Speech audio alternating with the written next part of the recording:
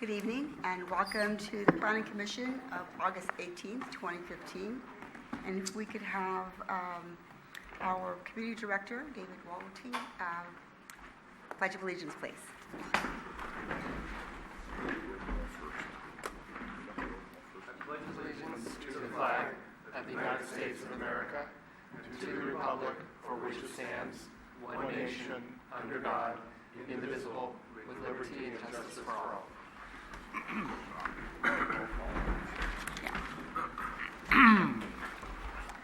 Roll call, please. Chair Johnson. Here. Vice Chair Chase. Here. Commissioner Biasotti. Here. Commissioner Mishra. Here. Commissioner Peterson. Here. Commissioner Semlin. Here. Thank you. The first item is approval of the minutes. I'll make a motion we approve the minutes of July 21st, 2015. Second. There's the first and the second. All those in favor? Aye. Opposed? Any abstentions? Motion carries. All right, the next item, number 2, is communications. Chair Johnson, there are no additional communications this evening. Thank you for that report. And this is the time that the public gets to speak on items that are not on the agenda. So is there anyone from the audience who wishes to speak on any items that are not on the agenda? You're welcome to step to the podium. Okay, hearing none, we'll go on to the next item. And this is for planning commissioners. Is there any conflict of interest? All right, none. And the first item is 1005 Crystal Springs Road.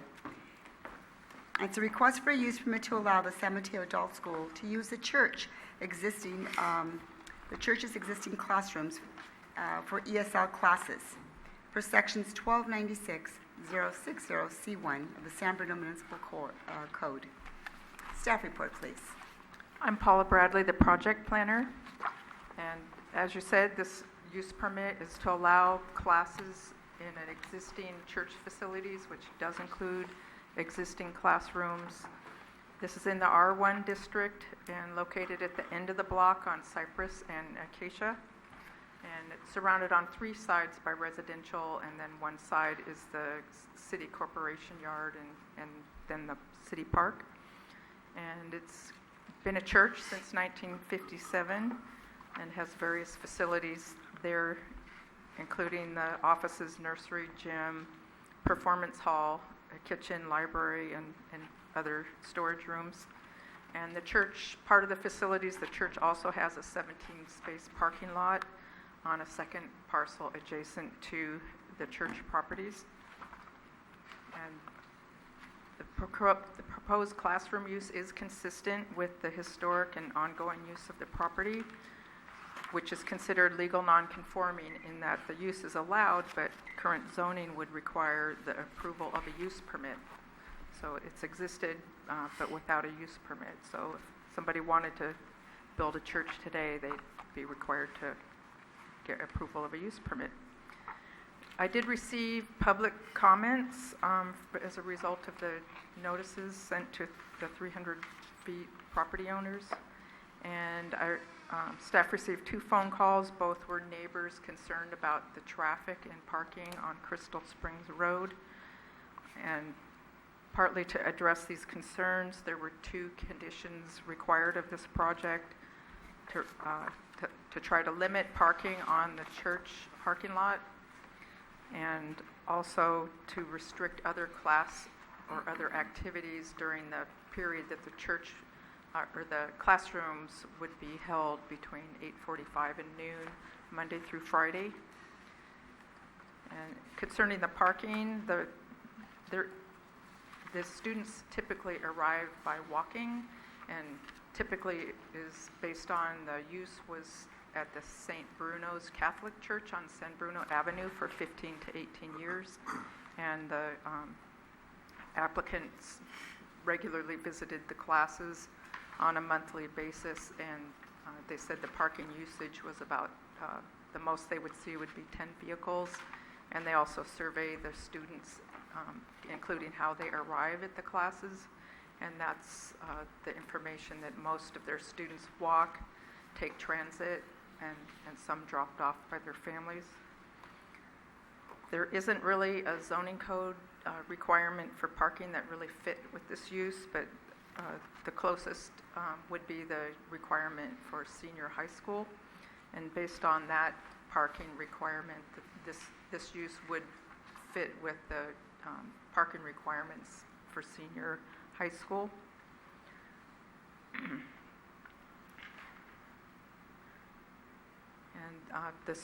the number of students was proposed at 2 classrooms of 25, but that has been reduced somewhat to meet the parking requirement to 46 students plus 2 faculty, and the fire code limited the classrooms based on occupancy to a total of 48 occupants.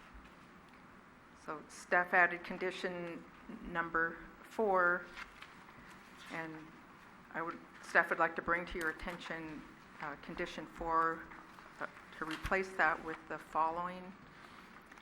The applicant shall provide notice to the employees and students to strongly encourage them to park within the church's 17-space parking lot. And then staff would like to recommend that the Planning Commission approve the use permit 15-018 with the 3 findings and 7 conditions. And that concludes my staff report. Thank you. Thank you, Paula. Are there any questions for staff? Through the chair. Commissioner Peterson? On page number 4, our conditions of approval number 4, my staff report says students and employee parking shall be allowed only in the church parking lot, comma, there shall be no, and then it stops. Is that the complete condition now, or is it different? Well, through the chair, staff would like to replace that condition number 4 with the condition that I read, and I can read that again if you like. Oh, is it the one is that in the report? No. If I could, through the chair, I think in the staff report that you received, that condition was cut off, and we apologize for that in the printing. So the associate planner is suggesting in any case that condition be replaced. And so if Ms. Bradley could repeat that condition again for you. The condition she's suggesting is the one we would like to recommend tonight. Okay, I apologize for not paying more attention to that part of the presentation. Okay, staff would like to replace that condition number 4 with the applicant shall provide notice to employees and students to strongly encourage parking within the church's 17-space parking lot. And that would be the replacement condition number 4. Thank you. So they can pretty much park any place on the street as well as the parking lot. Through the chair, the street parking is public, so it's a little difficult for the city to enforce parking not on the street. So, Okay, thank you. Are there any other questions for staff? Thank you for your report. I'd like to now open the public hearing and bring the applicant forward, please. If you can state your name and also, thank you.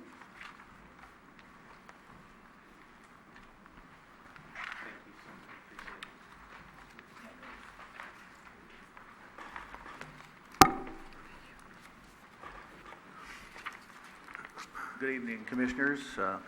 Appreciate your having us here tonight. My name is Larry Teixeira. I'm the Director of Adult Education for the San Mateo Union High School District, one of your sponsoring institutions. I'm very familiar with the San Bruno community. I started my career here in 1967, don't do the math, as a teacher at Parkside School, room number 1. That was a few years ago. I did a year at Willard R. Engvall School. Any of you old enough to remember where that is? Yes. That's where the golf course links are now. And then I went up to Crestmore High School. Anyone know where that was? And then I went to Aragon as assistant principal. I was principal at Burlingame High School for 15 years. And now I've been about that same number of years with the adult school.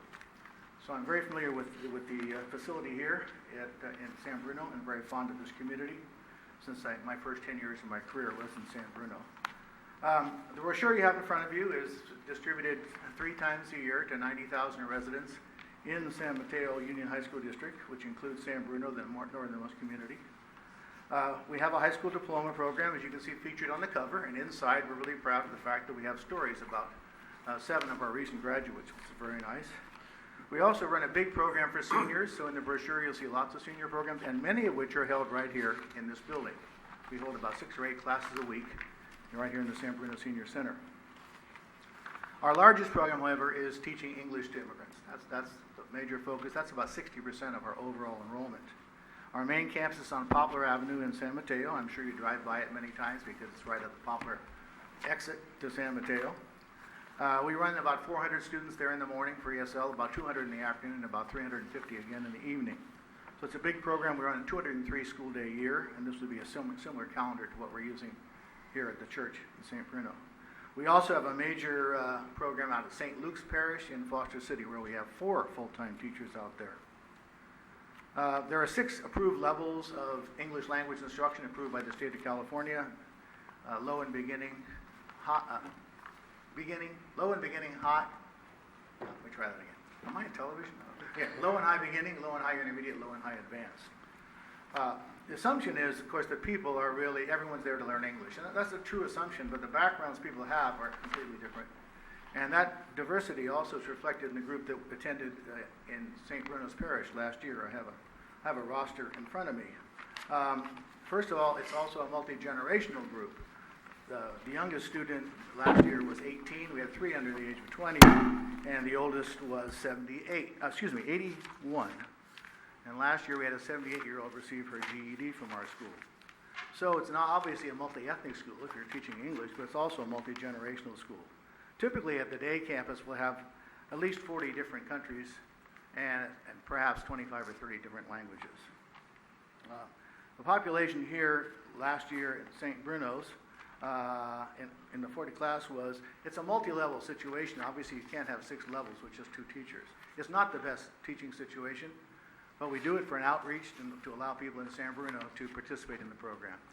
When the students are the more advanced students, like we have many university graduates in these classes, and some people have never been to school in their life, that's not an easy thing to teach. So we do encourage the more advanced students who have transportation to go to the main campus, but the purpose of this program is to have an outreach to the people in San Bruno where we search. So we're very proud of what we do, and the population here at this campus last year looked like it was about, at St. Bruno I'm talking about now, about 40% Latino, about 40% Asian, and 20% other, most identified as white. And in our situation, white usually means Eastern European, sometimes Western European. We have French and Italian students, and German students, and also Mid-Eastern students. So it's a very diverse group in terms of generations and in terms of academic backgrounds. Questions? Parking shouldn't be an issue. I guess, candidly, my main concern is the church is ideal. The facility is much better than what we have at St. Bruno, but it is on the west side, and many of our students do live on the east side. So I do have that concern about elders, particularly. We have a lot of elders crossing El Camino, and so this is a trial. You'll see if this is going to work. If we don't get a minimum attendance, we may not be able to continue the program. You might want to ask, what's in it for me or San Mateo High School District? Absolutely nothing. Okay, there's no more ADA. One time a class like this would be sponsored through state ADA, which would help cover costs. Sometimes would cover all the costs. There's nothing like that anymore. San Mateo High School District is a basic age district. We get a certain amount of funds designated for adult education, and this has to come out of that same fund. So there's no incentive, financial incentive for us to offer the program. I just want to clarify that ADA means average daily attendance. So funds in past times would be received because there are students that are counted in that, and funds are received based on that. Correct. Up to 2009, and the world changed for adult ed. Well, although ADA is still in the not in the adult schools, but in other age ranges. Non-basic age districts, that's right. Yes. Are there any questions for the applicant? Okay. Thank you for your presentation. Okay, thank you for having me.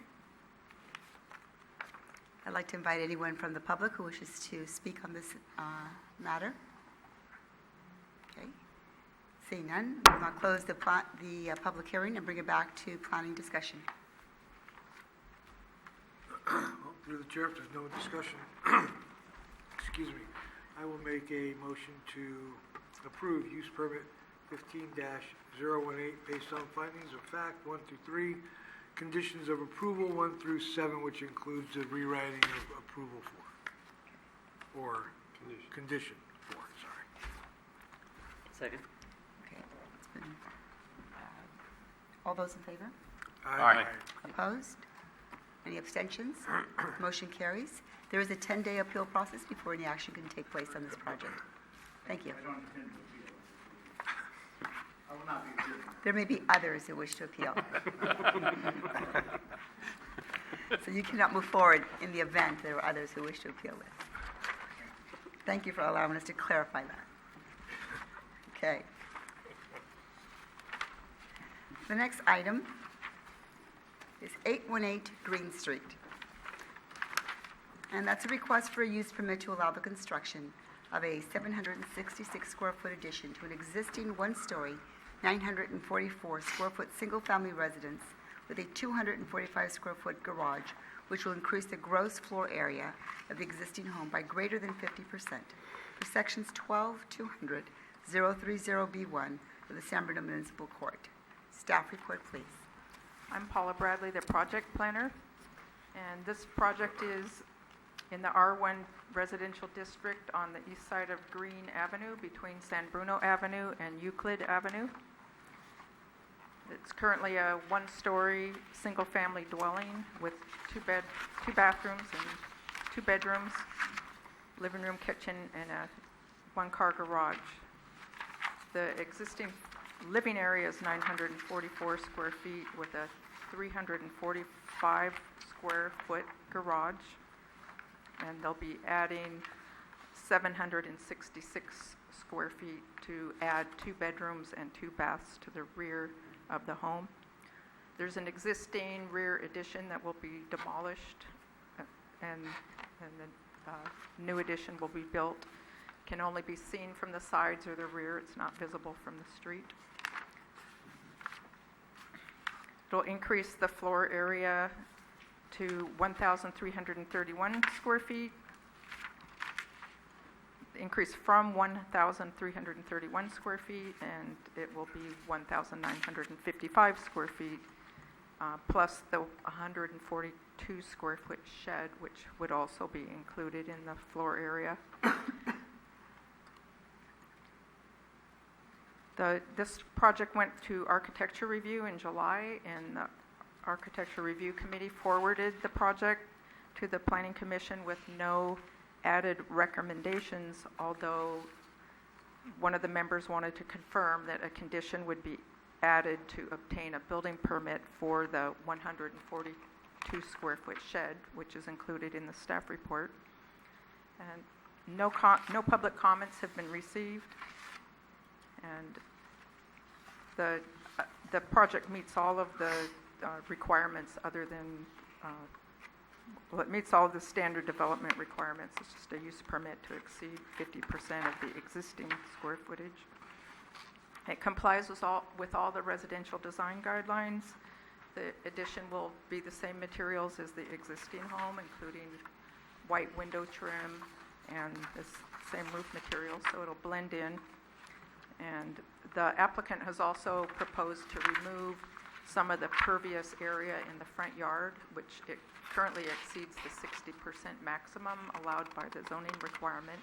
And they've submitted a landscape plan to redo the front yard so that it does meet the standard requirements. Staff supports the project and recommends that the Planning Commission approve the use permit 14-016 with findings 1 through 6 and 28 conditions. Thank you. Thank you for your report. Are there any questions for staff? Through the chair. Commissioner Simuk? On the site conditions table, with the building setbacks, it shows the rear setback is currently 52 feet, and the proposed setback will be the same. Is that true? I assume that setback's got to be less based on what they're adding. Through the chair, I think you're correct that there is an error that it would be less than 52 feet with the addition. Do you have any idea what that, I mean, it's not going to be less than 10, I know that, but do you have any idea what it might be? I can pull out the site plan and look for you. I've got the plans here. I thought you might have that number. Okay, thanks. Any other questions? Thank you for your report. Open the public hearing and ask the applicant to please step to the podium. Is the applicant here this evening?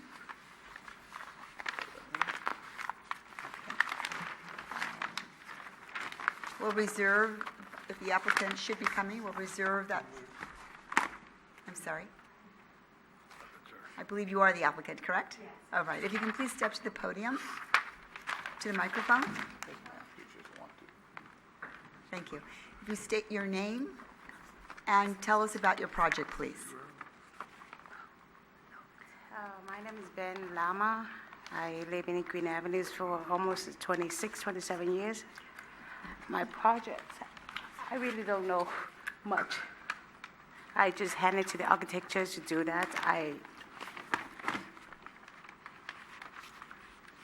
don't know much about it. I just asked them whatever I want them to do. Okay. Yeah. Do you have any questions for us? No, I don't have any questions. There are conditions and findings on the report. Are you in agreement with those conditions? Yes, but I just correct Paula, is 2 bedrooms, 1 bath as right now. She was saying that 2 bedrooms, 2 bath, but it's only 1 bath as current one. Thank you for letting us know that. Right, thank you. Thank you, and thank you for having me here. You're very welcome.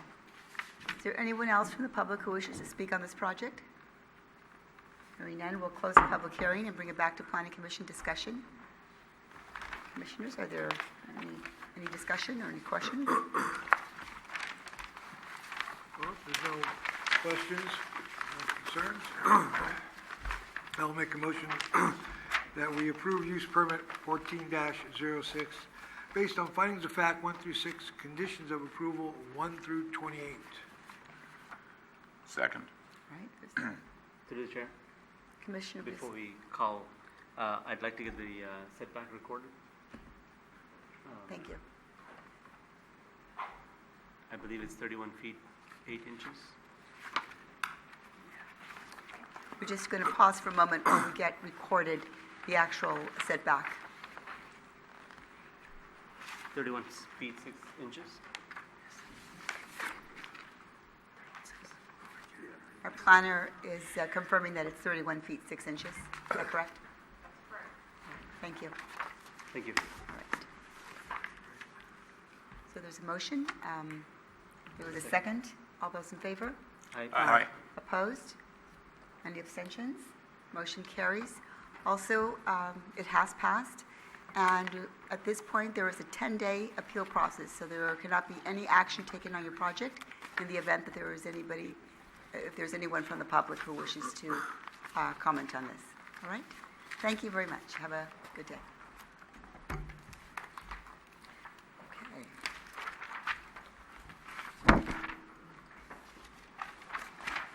And item number C, the Crossings Hotel site.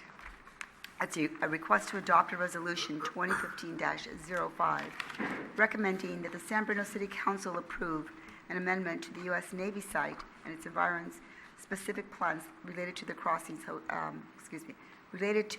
Hotel site and the associated supplemental environmental impact report pursuant to section 65450, 65457 of the California Government Code, SPA 15-01. Staff report, please. Good evening, Honorable Chair and Planning Commissioner members. As you mentioned, the purpose of this item is for the Planning Commission to review an amendment to the U.S. Navy site and its environ-specific plan related to the hotel site at the crossing and the associated supplemental environmental review report, and consider recommending approval to the City Council.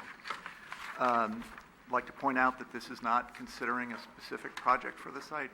It's considering a specific plan amendment, which sets the standards and guidelines for a project that would be allowed at the site.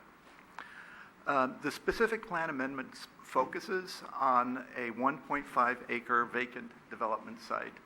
It's a little hard to see there, but it's located on Admiral Court within the crossing, and it's adjacent to the El Camino Real 380 interchange. The site consists of 2 parcels, and it is the last undeveloped property within the crossing development.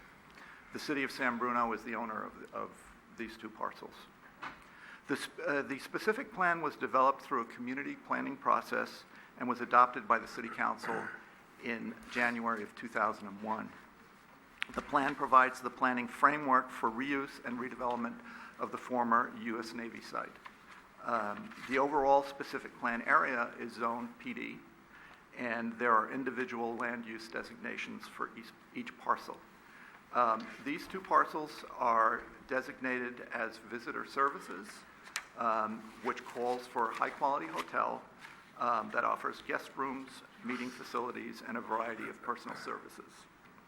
Development of the crossing began in 2002 and was mostly complete by 2012, with the exception of the hotel site, which is still vacant.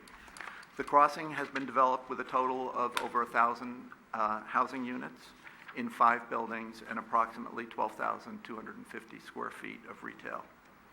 The specific plan currently allows a 7-story hotel with 500 rooms, full service, with up to 15,000 square feet of retail and meeting space. This overall development site, this development site in 2002, when the specific plan was adopted, was 5.5 acres. And I'd like to describe that to you a little bit, because now the site is only an acre and a half. So what happened between then and now? The site is smaller as a result of 2 previous specific plan amendments.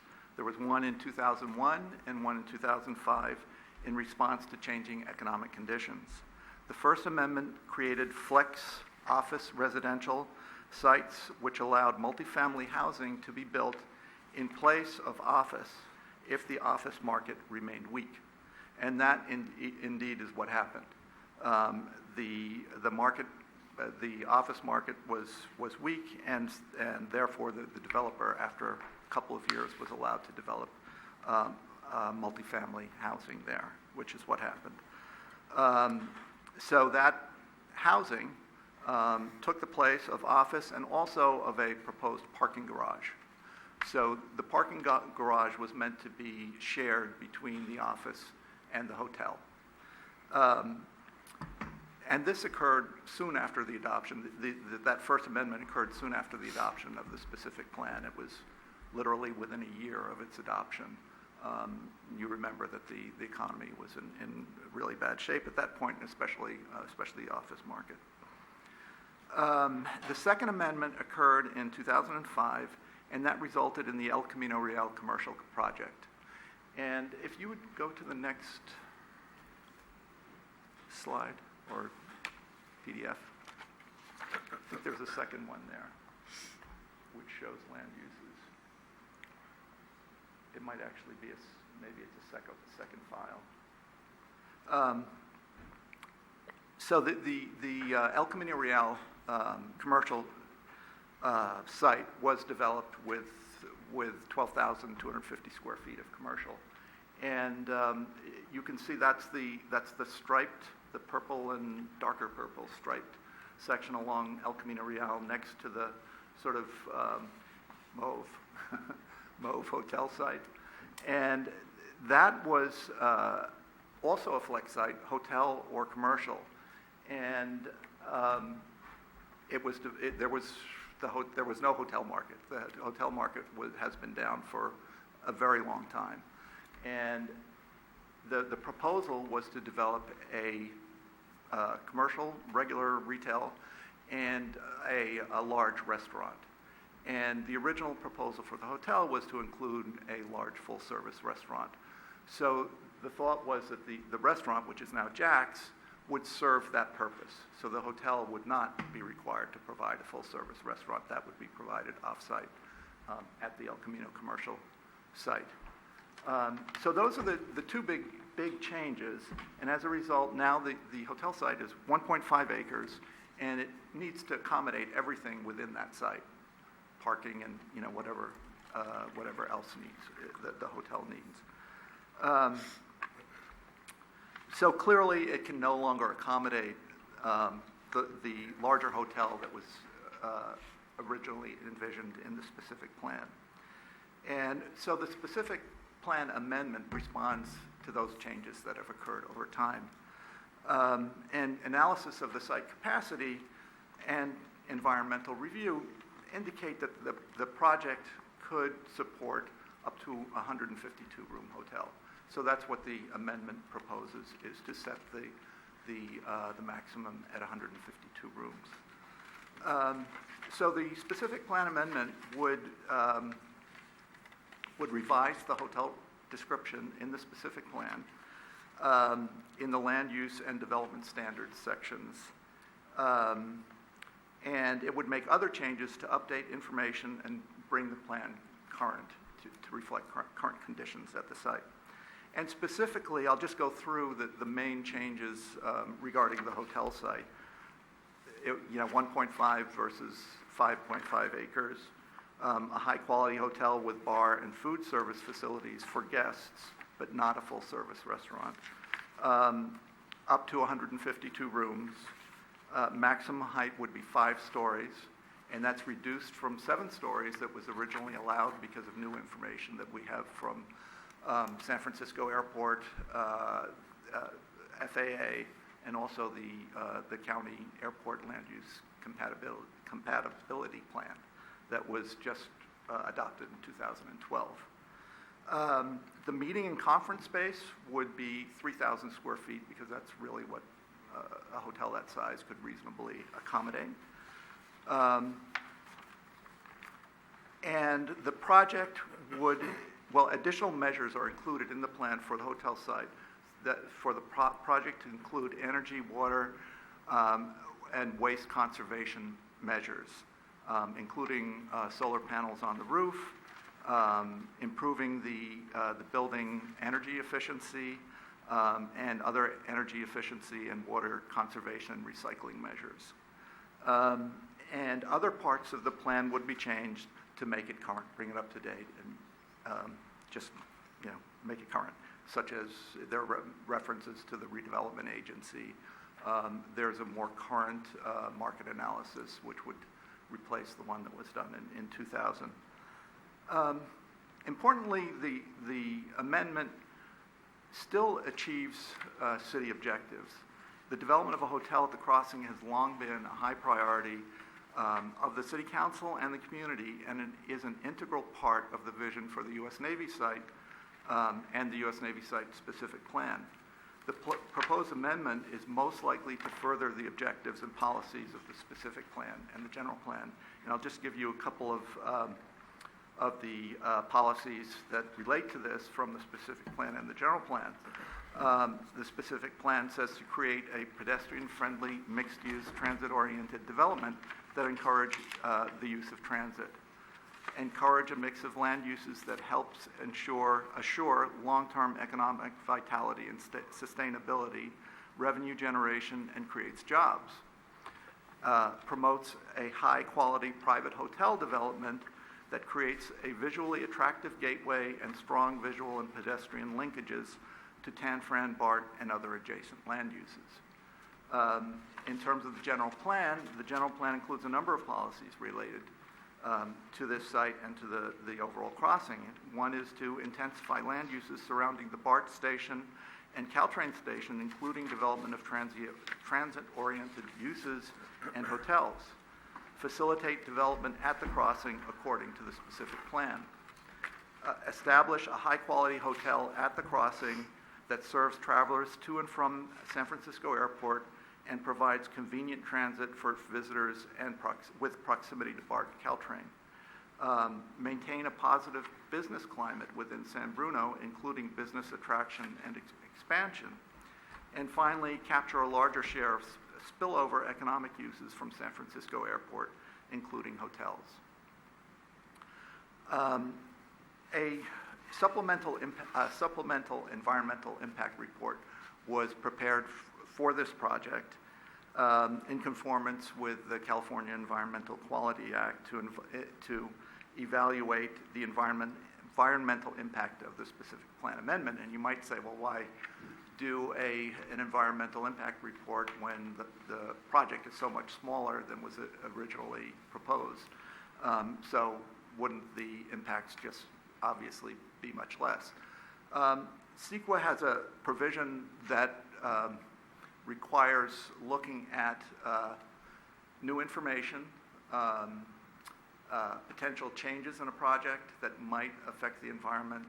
And in this case, I think, the new information and just sort of reviewing impacts that were analyzed in the original EIR, which is, almost 15 years old, made sense to do since we're, 15 years away from the original EIR. So the supplemental EIR found potential significant impacts in two areas. One is air quality, and the other is greenhouse gas emissions. So I'll just talk about those. All the others were analyzed and found that the changes would not lead to, different or more significant impacts than were originally analyzed. So in terms of air quality, the supplemental EIR evaluates the impacts of construction and operation of a hotel on air quality and exposure of people, especially sensitive individuals such as children or the elderly, to air pollutants. And the city actually performed a health risk assessment that found that diesel emissions from construction activities, off-road equipment such as off-road equipment and haul trucks, could result in exposure to levels that exceed health standards, resulting in a new significant impact not identified in the original EIR.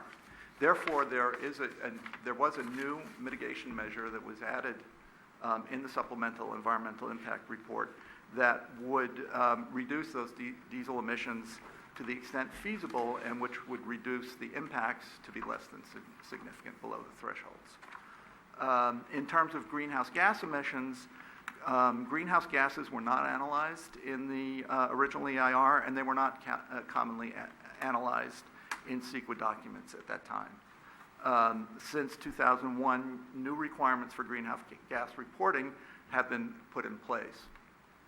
So this analysis found that construction and operation of a hotel would exceed the recommended threshold for greenhouse gases. Therefore, in this case, what was done was not mitigation measures. There's not a mitigation measure. There were measures added to the specific plan in the specific plan amendment that would reduce those, the greenhouse gases. And that's what I mentioned earlier, the photovoltaic cells and other energy conservation measures. And so that, with requiring those, would reduce the impact to less than significant level. CEQA also requires analyzing project alternatives. So the EIR, the SEIR, analyzes a no project alternative, which is required, and a reduced development alternative. And both of those clearly would have less impacts than the project itself. The no project, though, does not satisfy any of the city's objectives, and the smaller project meets the objectives to a lesser degree.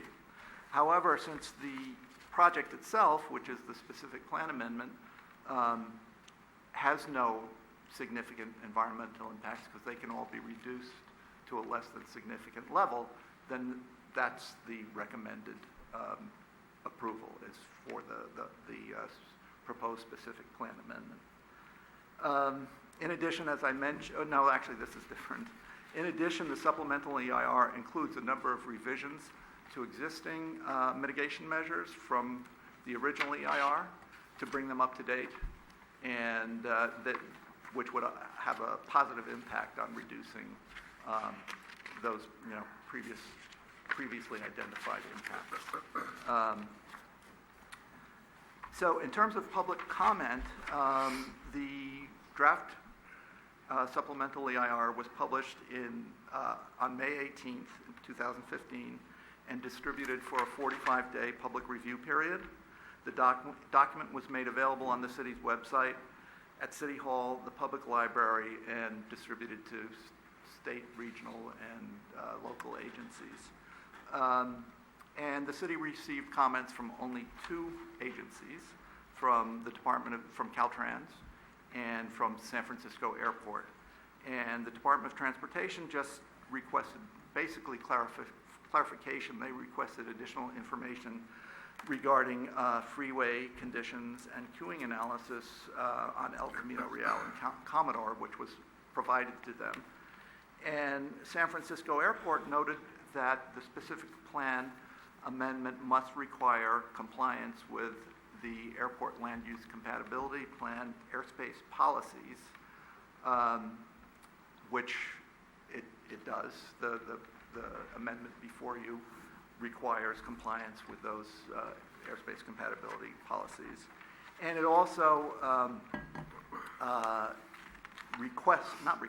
requires that the maximum building height be expressed as above mean sea level as well as above ground level, mainly because the ground level can change over time for various reasons. So that also has been added, and that height is approximately 73 feet would be the maximum above ground level, and it's 133 to 136 above average mean sea level. So these comments have been addressed, and they're also included in the final environmental impact report, which was distributed to you earlier. And noticing for the Planning Commission meeting included mailing to owners of property within 300 feet, to individuals who requested notification, and an ad was placed in the San Mateo Daily Journal. And the city received no further comments on the EIR. In conclusion, the amendment modifies the specific plan to address the smaller size of the hotel site and its realistic capacity to accommodate a smaller 152-room hotel and still achieve specific plan objectives. The specific plan amendment would not result in any new potentially significant impacts, environmental impacts, that cannot be mitigated to a less than significant level with implementation of the mitigation measures identified in the supplemental EIR. Staff believes that the specific plan amendment retains the vision of a transit-oriented mixed-use development that was set out in the U.S. Navy site and its environment-specific plan, and the changes are necessary to take advantage of current economic conditions that favor development of a hotel. Approval of the specific plan amendment and EIR, supplemental EIR, as I mentioned before, does not approve any particular hotel project. An actual development proposal would be required to go through the normal planning process. So you would see it at Architectural Review and Planning Commission, and it would go to City Council. Staff recommends the Planning Commission adopt Resolution 2015-05, recommending that the City Council approve the amendments to the Navy site-specific plan and and the associated supplemental environmental impact report. And I'd just like to mention that the city worked with Environmental Science Associates, ESA, to prepare the specific plan, And Carl Heisler, who was the project manager, is here if you have any questions about the environmental impact report. Thank you for your report. Excuse me. Are there any questions for staff? Okay, I want to thank you for your very thorough report. Okay, this is a roll call vote, correct? And yes, and I'd like to open the public comment. Board, please state your name and your comments, please. Hi, I'm Ryan Mersney. I live on Keynes Avenue. I have a question. I'm not against the hotel or redesignating it to 152 rooms. My question is there any legal impediment that stops the Planning Commission from changing it to, say, an apartment complex or an office building or anything else that fits in with Measure E that was voted in 2001? I'd be happy to direct your question to our staff. They've not answered it. I've asked them several times in writing. Okay. Well, they may be prepared this evening. We'll give them that opportunity. Thank you for letting us know. You're welcome to stay at the podium should there be any questions. I'd be happy to respond to that question. It's a policy decision, and the action that would be required would be an amendment to the general plan and specific plan and also related zoning to change the land use from its current designation to some other land use, whether it be apartment or whatnot. In terms of the policy action of the Navy Site specific plan, the intent at the time was that there would be a hotel as part of this overall vision for the Navy Site specific plan. So if the City Council ultimately would like to consider changing the vision, it could, but it would require amendments to the various documents that I've mentioned, general plan, specific plan, and related zoning to consider another land use. So I hope that responds to the question. Did that answer your question? Basically, yes. Thank you. You're very welcome. Is there anyone else from the public who wishes to speak on this matter? All right. We'll close the public hearing and bring it back to commission discussion. Through the chair. Commissioner Peterson. I'd like to ask staff about one or two things in the mitigation monitoring and reporting program. I'm looking for a page number. There we go, 5-3. As an example there are a number of air quality mitigation measures required, such as idling times shall be minimized by shutting equipment off when not in use or reducing the maximum idling time to 5 minutes. And in the table it says, under implementation procedures, that the contractor implements those measures.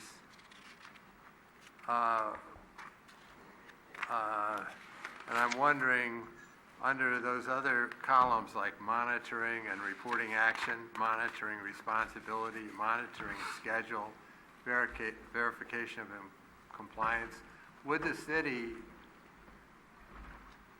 want to take any action or observation there to protect the citizens from violation of these measures? Because right now it has monitoring. City of San Bruno is listed under monitoring responsibility, but it doesn't say anything about action other than review of specs. Yeah, I think, I'll also defer to David on this, but if a project goes forward, these mitigation measures would become, they would be added to the conditions of approval of the project.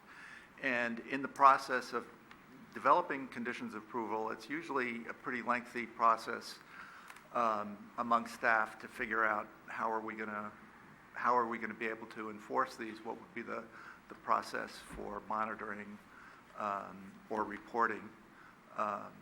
So, I think what it says here points us in the direction, and then we need to figure out how we're going to actually implement it. but there's no indication of, other than responsibility for monitoring what, it has monitoring responsibility for the city, but it doesn't indicate that the city would take any action. One of the reasons I asked the question is under item 8, it says the lead agency would there would be a contact to the lead agency regarding dust complaints, and that person shall respond and take correct action within 48 hours. Well, this means essentially you can have a massive dust storm out there for 48 hours before any action is taken.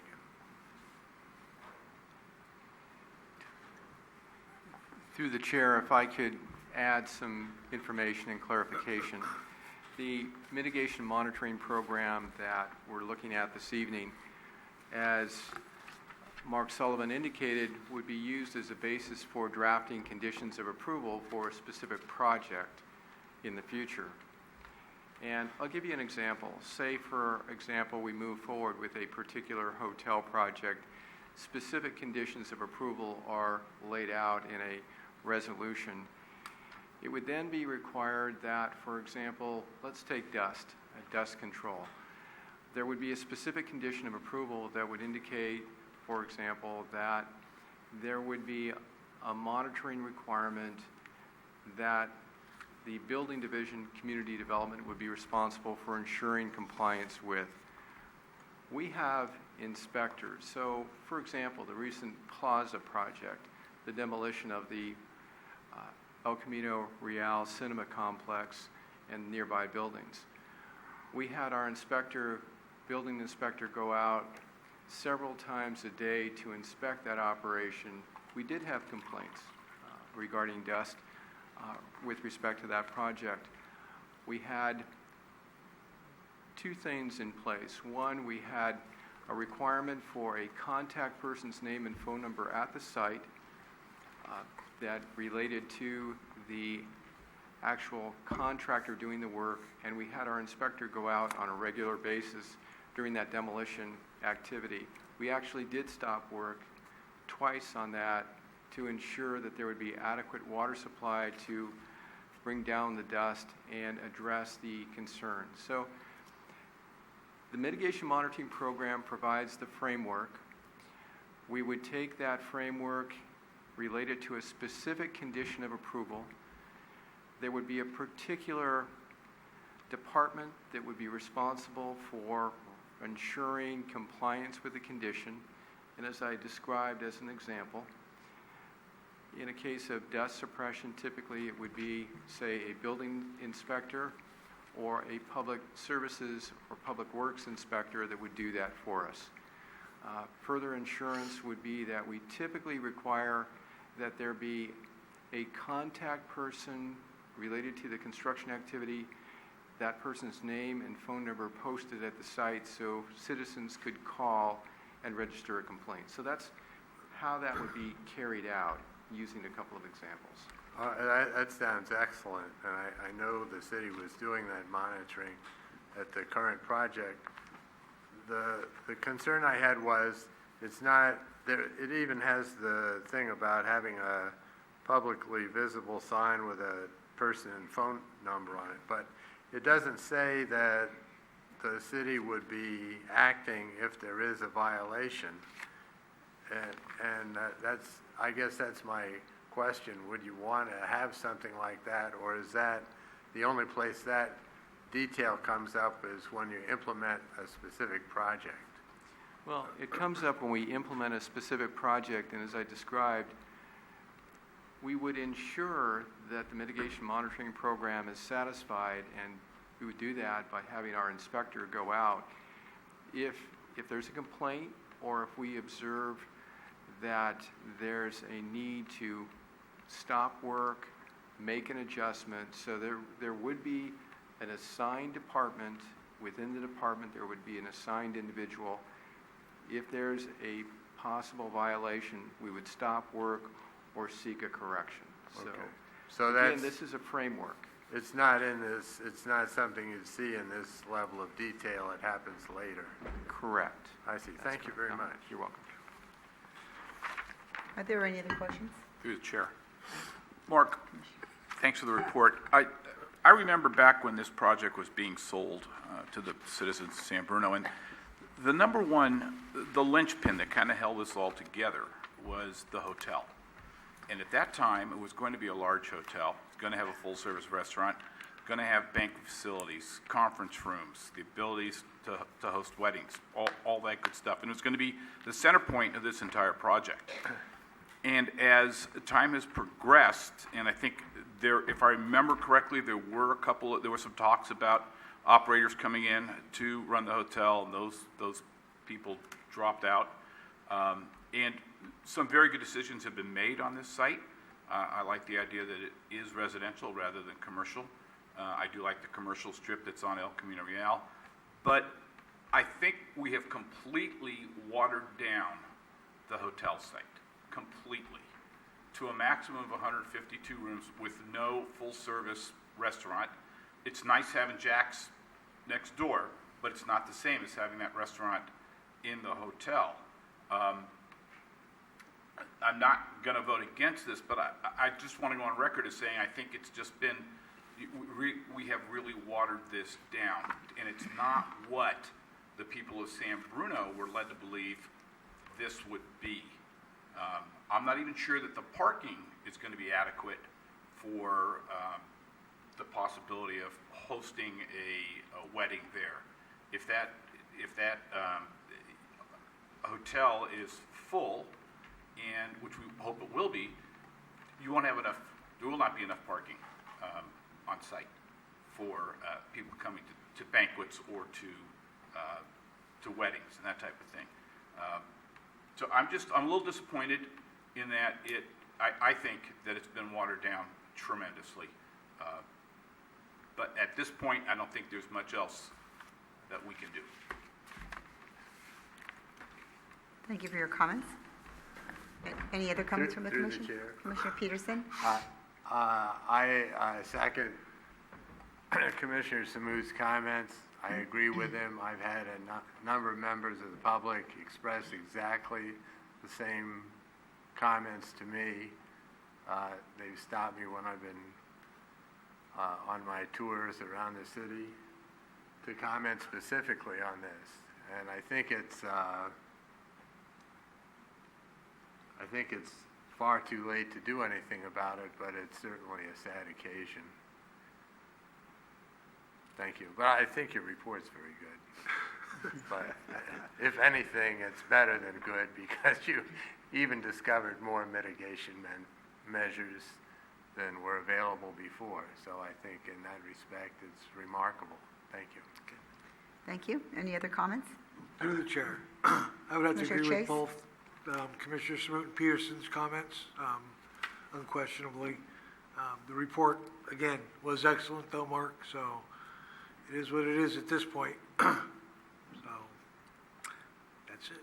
All right. Through the chair. Commissioner Biassatti? And I also would like to mirror my fellow commissioners' comments with the addition that, we're putting this together as a framework for a developer to come in and build something.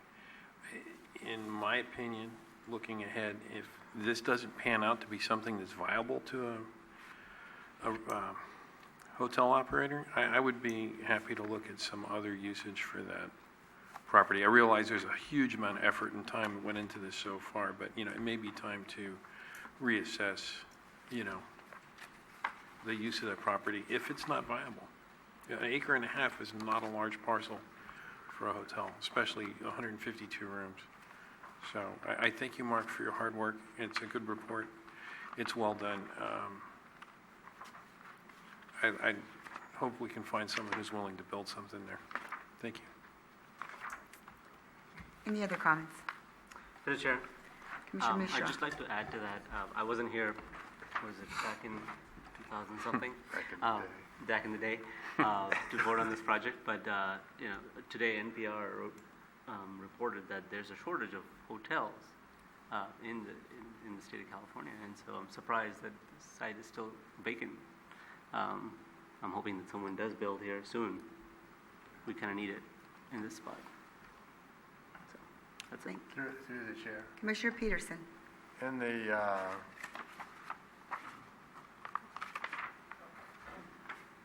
specific plan amendment on page nothing, on item 16, it says, there's no page number when I say page nothing. Under summary of land use policies, it indicates that if the use were to be high-density residential, there could be 210 to 850 units. I have trouble imagining that, but certainly it wouldn't surprise me that there was a significant market for dwelling units at that location, possibly stronger than for a hotel. But that's for the city council to figure out. Thank you. And I'd like to add my comments. I agree that as a citizen of the city, there are things that we want and things that we really would love to see, and we had a vision. It truly is economic issue, and to no fault of anyone in particular. I mean, the fact is that it was an economic issue. And I personally don't feel that we have, to use the expression, shortchanged our community. I don't think there was an option or a choice. And it isn't the responsibility of anyone other than the fact that economy happened. And you have to make the next best choice and decisions. We're not necessarily our choices or our wishes. It's a fact. And I think that's what we have to take a look at and just look at that. Our citizens of our community, and I want to voice this because it truly is not anything to do with one particular body. It is a fact that there was an economic issue and there wasn't any option. So I look forward to this project moving forward and hope that it's vibrant and good and that we can feel good about what is there in spite of our disappointments. Thank you. Are there any other last comments? Okay. Thank you for that. Is there anyone from the public who wishes to speak on this? Okay. We'll close that part of the public hearing and bring it back. This is a roll call vote. And if we can look at my notes here. For this resolution for adoption to the City Council. Is there a motion? Is there a motion for that? Is there a motion? We're looking for a motion on this, please? Yes. I'll make a motion. Oh, I'm sorry, you want me to continue with it? All right, I'll make a motion to adopt Resolution 2015-05, recommending that the San Bruno City Council approve of an amendment to the U.S. Navy site and its environment-specific plan related to the Crossing Hotel site and the associated supplemental environmental impact report pursuant to sections 65450-65457 of the California Government Code. That's it. Okay. Second? Second. Roll call vote. Chair Johnson, Yes. Vice Chair Chase, Aye. Commissioner Biasotti, Aye. Commissioner Mishra, Aye. Commissioner Peterson, Aye. Commissioner Samuth. Aye. Thank you. Motion passes. Thank you. All right. Next item is discussion, city staff discussion, please. At this point, we're looking for 3 volunteers for our next Architecture Review Committee meeting in September. So I would really appreciate 3. We have Commissioner Biasotti.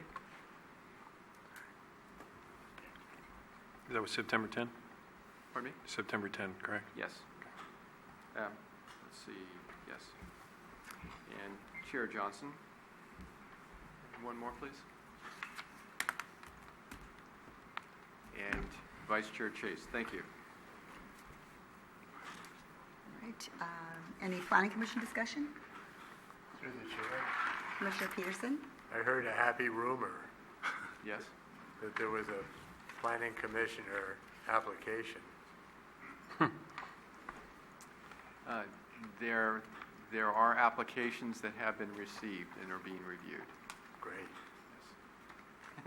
Thank you. Thank you.